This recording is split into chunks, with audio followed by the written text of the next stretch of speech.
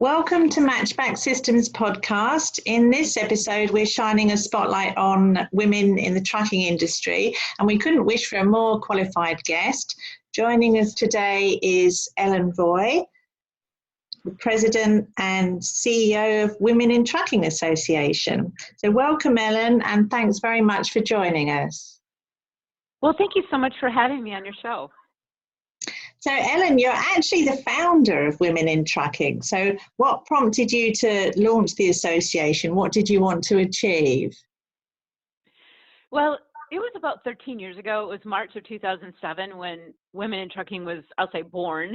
But it was prior to that when I was working for a large Midwest trucking company. We had about 15,000 trucks, and I was the manager of retention and recruiting programs. And they said, figure out how to attract and retain non-traditional groups. And one of the groups they wanted me to focus on was women. And I realized that the trucking industry didn't really accommodate women, wasn't real sensitive to safety and, amenities and ergonomics, and even the uniforms were not made for women. And at the time, I was getting my pilot's license, and I belonged to a women's aviation organization. So it struck me that there wasn't one for the trucking industry. And so I put together a board of directors, got an attorney to help me with all the paperwork, and our first meeting was March of 2007. And here we are over 13 years later, and we've grown beyond my wildest imagination. So how many members do you have now? We have over 5,500 members in 10 countries. Wow, it's international as well. Great. That's correct. And I have to tell you that about 15% of our members are men because they believe in our mission. So I like to tell people we're not for women as much as we're about women. I was going to ask you that, whether men advocate for women in the industry. So you've just answered that. That's fantastic. Yeah. So, but before we talk more, I just want to say how grateful we all are for the tremendous effort of people in the trucking industry to keep freight moving during this terrible pandemic, especially the drivers who are playing such a vital role. But it must be very difficult for them. I've heard that it's a struggle to find hot food and even bathrooms. So what's the reality of life on the road at the moment? What are you hearing, Ellen? Well, you are correct. And our members are very frustrated because of the COVID-19, restaurants are not allowing indoor seating, which means that drivers don't have access to the washrooms. And also truck stops have closed their indoor seating. And so everything is either a drive-through or a walk-up. And drivers can't go through a drive-through with a tractor trailer. So they can't, and they're not allowed to walk up to the window. So their choices for where they can eat is very restricted, and even states are shutting down their rest areas, so they can't even have access to the washrooms in the rest areas. So it's just been very frustrating, and they've had difficulty finding hand sanitizers and things to clean their trucks. And now a lot of cities and even the country of Canada has required that drivers must be wearing a face mask when they go in, either to the city or the country. So drivers are having a hard time finding face masks that they can wear. So they're having to put like a bandana over their face to be able to deliver. So it's just been very frustrating. Right. It must be awful. I mean, just so grateful. Now, life for truckers is far from normal now, but hopefully we'll get back to normal times. And in normal times, what are the practicalities of life for a woman driver? Are facilities like truck stops set up for women now, showers and toilets, for example?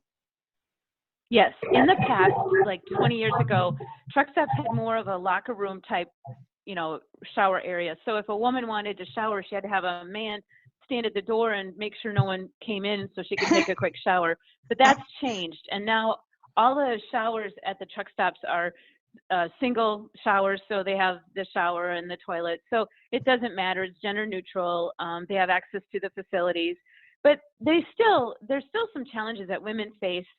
And we work on things like truck cab design with the truck manufacturers to make sure that women are as comfortable in the seat of the cab as men, because women are typically shorter and have wider hips and shorter arms and legs. So to be able to steer with a dash and reach the pedals in the past was sometimes a challenge. So adaptability, and then safety and security. So we work with the truck stops on making sure that there's lighting and security, and so that women will feel comfortable, spending the night at a truck stop. And we also teach women how to, I don't want to say self-defense, but I'll say self-esteem self-defense, so that how to walk, and to make sure that people don't even look at you twice and say, well, she looks vulnerable, and what to carry, and not to walk in the dark areas, not to walk between trailers, maybe have a friend and things like that. So safety is a big issue. But the positive thing is that women make the same amount of money as men, because you're paid by the mile or by the load or by the percentage. So there's no gender disparity in regard to income in the trucking industry.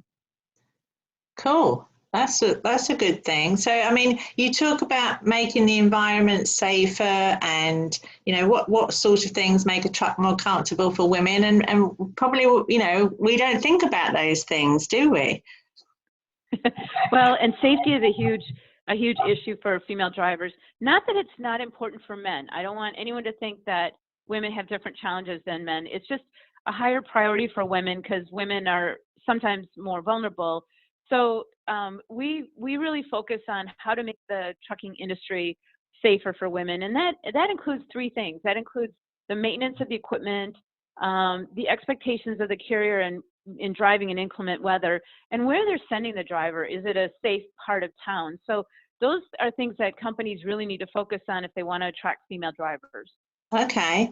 So, I mean, it's no secret that the trucking industry is male dominated, but what percentage of drivers now are women? Well, we just did a survey with an organization called Freightwaves, and we found that between 10 and 11% of the over-the-road drivers in the tractor trailers are women. So it's really increased a lot in the 13 years since we've been in existence. So I mean, that's good progress. Would you say that trucking is becoming a female-friendly environment, more inclusive of women? Yes, and for a number of reasons. One is that the equipment is getting much more technology oriented, so it makes it less labor intensive. So it's air ride, and seats and air ride, there's lane departure warnings. There's even, you don't even have to crank the dolly if you have the technology, you just push a button. So it makes it less labor intensive, which is great for both men and women.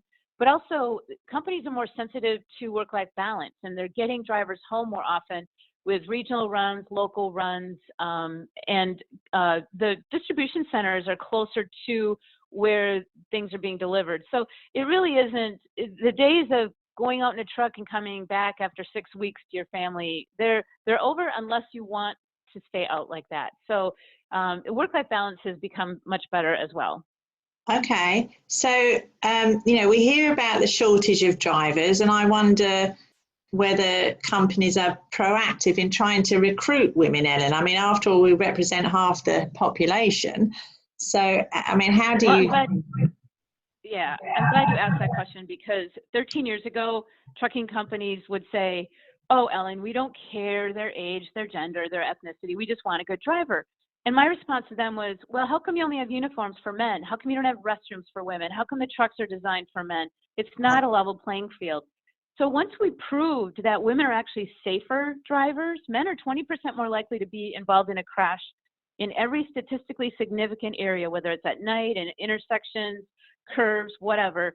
Women are safer drivers. Yeah. And also women are better with equipment and better with paperwork, typically, not always. But so now the companies are saying, we see the value that women bring. We realize this is an untapped market. Now help us understand how to attract and retain women. And I see trucking companies now celebrating their female drivers and honoring them, and bringing them in and asking them for feedback on how to be more female friendly. So it's really changed.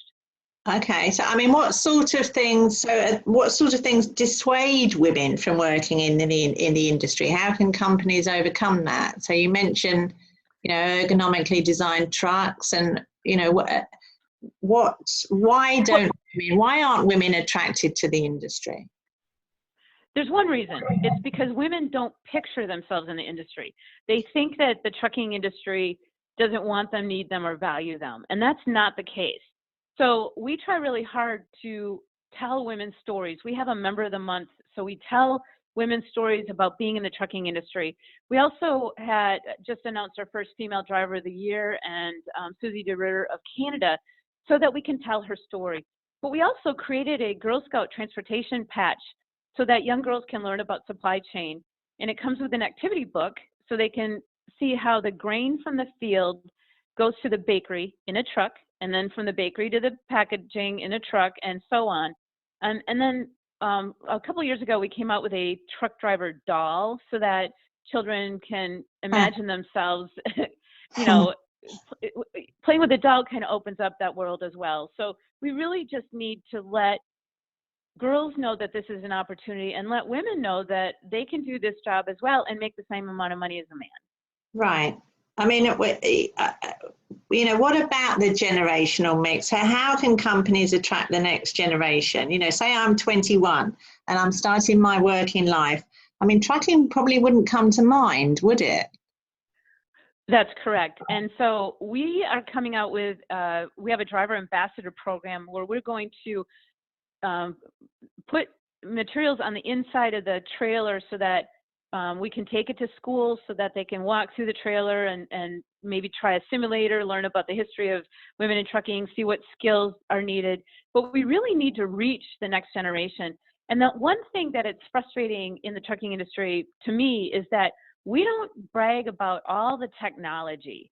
I mean, we don't show the next generation that these trucks are full of technology. It's not just diesel engines and smokestacks. So we need to do a better job of saying, you know what, this is a really cool job. Yeah, it is. Now, it's not only women behind the wheel. There's also women behind the desk, running trucking companies and working as supply chain professionals. And if I'm not mistaken, you have female executives who are members of your association. That's correct. And I'm glad you asked that, because our organization is not just for drivers. We have women, I like to say women who design the trucks, build the trucks, sell the trucks, own the trucks, fix the trucks, and drive the trucks. So it's all women in the industry, and whether they, from the beginning to the end. And we have a conference every year, and we have about 1,100 people who come to the conference, and it's a mix of both drivers and non-drivers. Even women who own truck driving schools and truck dealerships are members of Women in Trucking. So we have quite a mix. Cool. And again, do you see companies making an effort to recruit women so they have a more diverse and balanced workforce?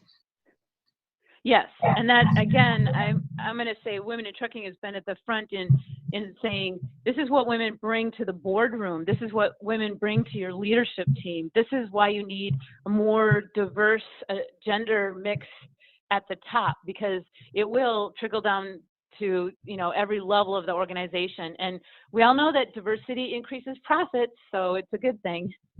Okay, so I mean, let's be specific. What qualities do women bring to those executive roles that can benefit a company? So women are more risk averse.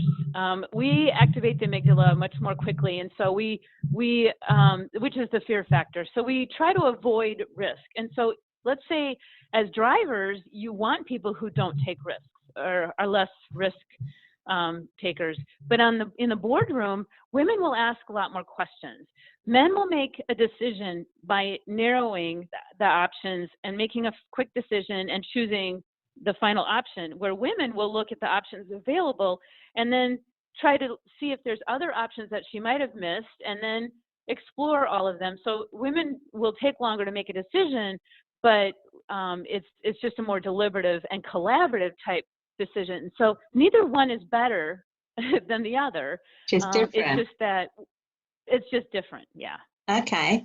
And do you see more opportunities and doors opening so that women can advance in transport careers where men would normally dominate? I do, and we do a Women in Trucking Index, and so we monitor how many women are leaders and managers, and so we tell companies, you know, this is the standard for how many technicians, how many drivers, you know, percentage of women as leaders, and then we monitor the publicly traded trucking companies, and we look and see how many women are on their boards, and about 2/3 of them have women on their boards, but about a third still don't. Oh, So we kind of hold them accountable and say, you know, we're waiting for you to put some women on your board, and they're like, yeah, we know we need to do that. So you know, it's we do it in a nice way, but just say, hey, you know, you're missing a great opportunity here. great. And my final question for you, Ellen, is I'd like to get your opinion on whether the changes that women bring about in the industry, whether they benefit their male colleagues as well. Yes. Women actually have a higher standard of cleanliness.